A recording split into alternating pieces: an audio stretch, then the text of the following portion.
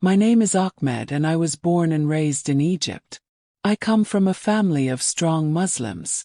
My dad was a religious leader and my uncles taught at Islamic schools. From when I was very little, I learned the Quran by heart, word by word. By the time I was 15, I could say most of it from memory. People in our town looked up to me. They were training me to become a great Islamic teacher, someone young people could follow. But there was always something I kept to myself.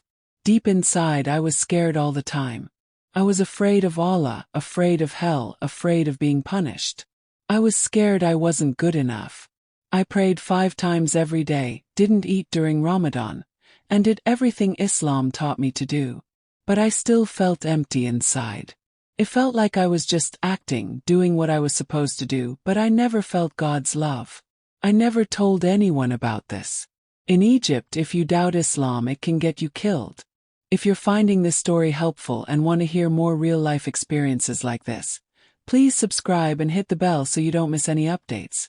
Everything changed in 2021 when fighting started getting bad in our area. Armed men came to our village saying people were helping spies, Christians or foreigners. Someone lied and said I was helping a Christian group because I once talked to a worker from another country. They pulled me out of my house and beat me up in front of my family. My wife screamed, but they pushed her away. Blood ran down my face and I could barely breathe. I thought I was going to die. They tied me up and threw me in the back of a truck. I didn't know where they were taking me. All I knew was that death was coming. Right then, everything I had believed my whole life felt empty. I tried to pray in Arabic, saying the verses I had learned since I was little, but they felt like nothing. I couldn't feel anything. I cried out desperately. Not in Arabic, not like the prayers I knew, but from my heart. I said, God, if you are real and if you are different from what I think, please show me the truth before I die. That prayer changed everything. They took me to a place far away near the border. They locked me in a small room made of concrete with no windows. I couldn't tell if it was day or night. They gave me almost no water and barely any food. On the 3rd day I got so weak that I passed out. And that's when something amazing happened. While I was unconscious, I found myself walking through a dark tunnel. I didn't know if I was alive or dead. The fear came back thick and choking. Then suddenly, a bright light appeared ahead. It wasn't like sunlight. It was pure white and seemed alive. I started shaking. I fell down and covered my face. From that light came a voice. It wasn't angry or mean. It had power but was full of love. He said my name, Ahmed. I'm Jesus. You have been looking for me. I started crying. I didn't understand. I said, but I don't know you. Nobody ever told me about you like this. He came closer and touched me. When he did, I felt warmth and peace flow through me like water on dry ground. All the fear, all the shame, it went away. Then I woke up alone and cold. But something inside me had changed forever. When I opened my eyes in that dark room, I wasn't the same person. My body still hurt and my mouth was dry, but I felt something burning inside me. A new kind of strength. What I saw and heard wouldn't leave my mind. The light, his voice, Jesus. Just thinking his name made something stir deep inside me. But I knew what this meant. In Egypt, even saying his name with respect could get you killed. I was scared, but I was also alive in a way I had never been before. Few days later they let me go. I don't know why. One of the guards came in, looked at me quietly and said, "You can leave. Go back to your village." No explanation. Nobody else was let go, just me. I walked back through the desert for 2 days, almost starving. But that fire in me never died. I felt like Jesus had given me another chance to live. So I needed to find out who he really was. Back home, I didn't tell anyone about what I saw, not even my wife. I was too afraid, but I couldn't keep quiet inside. I remembered there was an old man in a town nearby that people called a traitor to Islam. They said he followed the Christian way. I had stayed away from him my whole life, but now I needed to find him. I waited until it was dark, covered my face, and walked to that town. When I knocked on his door, he looked at me carefully, then let me in without saying anything. I told him everything. I told him about growing up, my strict Islamic training, being arrested, and the vision. When I talked about the light and the voice saying, "I am Jesus," the man's eyes filled with tears.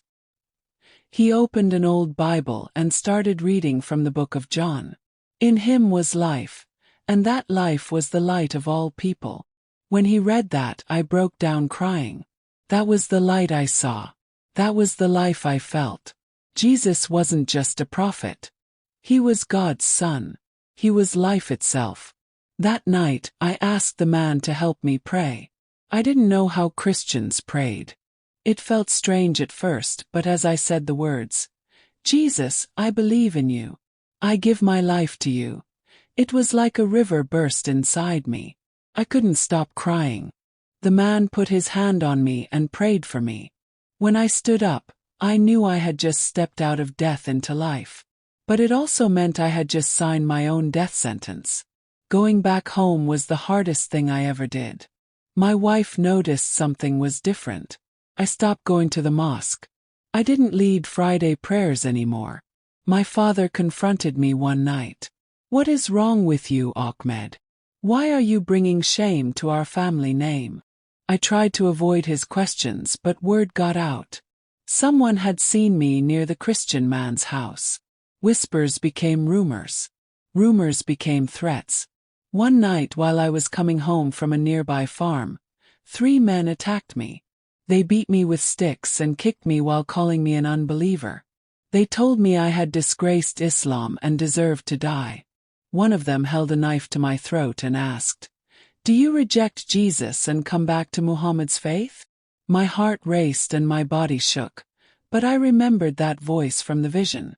"You have been looking for me," I whispered through my swollen lips. "I can't deny him. He saved me." The man raised the knife, but something stopped him. It was like something invisible held back his arm. They argued with each other and finally ran away into the darkness. I was left bruised and bleeding, but alive again. When I got home, my wife cried when she saw me. I couldn't hide anything anymore. I told her the truth, and to my surprise, she didn't yell. She sat quietly. Days passed before she talked about it again. She said, "I don't know what you saw, but you're not the man I married. You're gentler, kinder, stronger in a different way." I told her it was Jesus, but the danger only got worse. My father disowned me. My name was posted at the mosque, marked as a traitor. Death threats came every day. I knew we couldn't stay. So one night, with help from the Christian man, we ran away from our village. We left everything behind.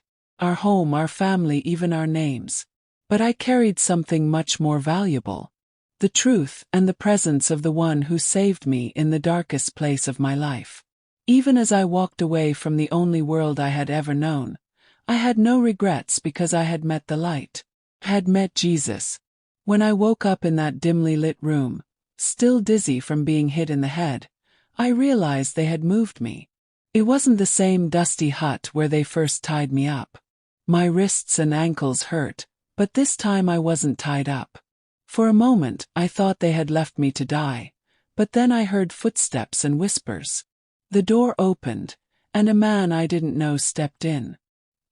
He looked at me and said, "You don't know me, but I heard what happened.